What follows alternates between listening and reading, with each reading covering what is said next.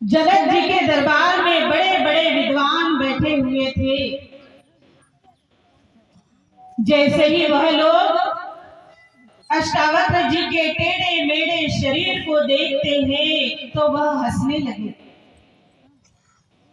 जैसे ही वह हंसने लगे तो अष्टावक्र मुनि राजा जनक जी से कहते हैं कि हे जनक, तुमने चमारों की सभा क्यों बुला रखी है?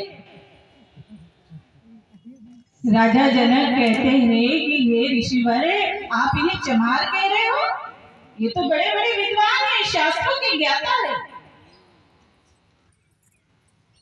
अब अष्टावक्र मुनि कहते हैं कि जिन्हें चमड़े की पहचान हो उसे चमारी तो कहेंगे भाई। जिसे स्वर्ण की पहचान होती है उन्हें सुनार कहा जाता है। जोहरी की पहचान होती है, हीरे की पहचान होती है तो जोहरी कहा जाता है। अब इन लोगों को चमड़े की पहचान है, मेरे टेढ़े मेढ़े शरीर को देख करके हंस रहे हैं, इसलिए मैंने इन्हें क्या कहा? चमार कहा।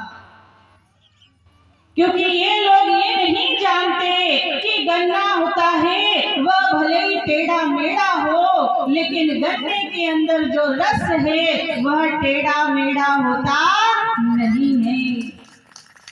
गंगा जी भले ही टेढ़ी मेढ़ी बहती हो, लेकिन गंगा जी का जल क्या टेढ़ा मेढ़ा होता है? पीते समय गले में अटकता है? नहीं, जल कभी भी टेढ़ा मेढ़ा नहीं होता।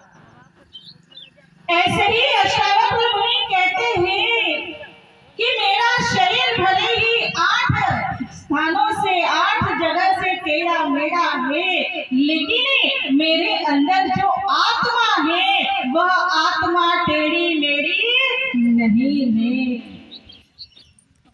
और अष्टावक्र मुनि राजा जनक के दरबार में अपने आप को बड़े विद्वान हैं और सर्वज्ञ मानने वाले बंदी ऋषि जो वहां पर बैठे हुए थे उनके साथ वह शास्त्रार्थ करते हैं और वह उन बंदी ऋषि को क्या कर देते हैं? पराजित कर देते हैं।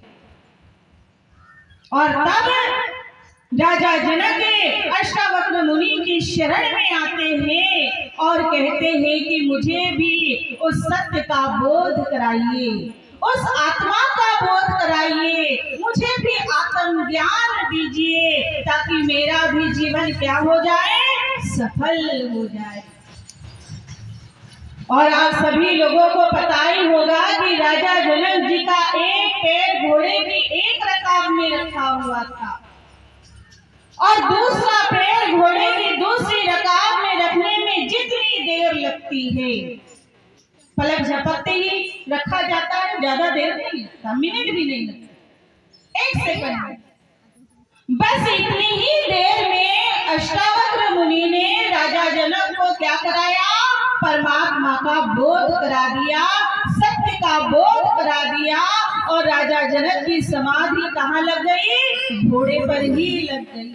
आज के तो गुरु कहते हैं कि भाई आज ज्ञान लो, 5 साल तक 11 साल तक इस नाम को रटते रहो तो धीरे धीरे भगवान मिल ही जाए। अब 5 साल के बाद भगवान मिलेंगे तो कोई गारंटी है वो बंदा 5 साल तक जिएगा? तो समय के जो सच्चे सद्गुरु होते हैं वह देर नहीं लगाते हैं, 1-2 साल नहीं बल्कि पल में पहुंचा जाए। वह पल भर में ही हमें ब्रह्म की, हमें सत्य की, हमें परमात्मा की प्राप्ति करा देते हैं। कहीं बाहर नहीं, केदारनाथ में नहीं, 4 धाम की यात्रा में नहीं, बल्कि ब्रह्म की प्राप्ति हमें हमारे ही घट के अंदर ही करा देते हैं। और जो ऐसे उस परमात्मा को जानते हैं वो अपने जीवन को सफल बना लेते हैं। कलयुग के अंदर रहते हुए भी वह सतयुग की भांति अपने जीवन को जीते हैं। कभी भी दानवी प्रवृत्ति को अपने ऊपर हावी होने देते नहीं हैं। और जो दानवी प्रवृत्ति को अपने ऊपर हावी नहीं होने देते वही सच्चे मानव है, वह देवता तुल्य माने गए हैं।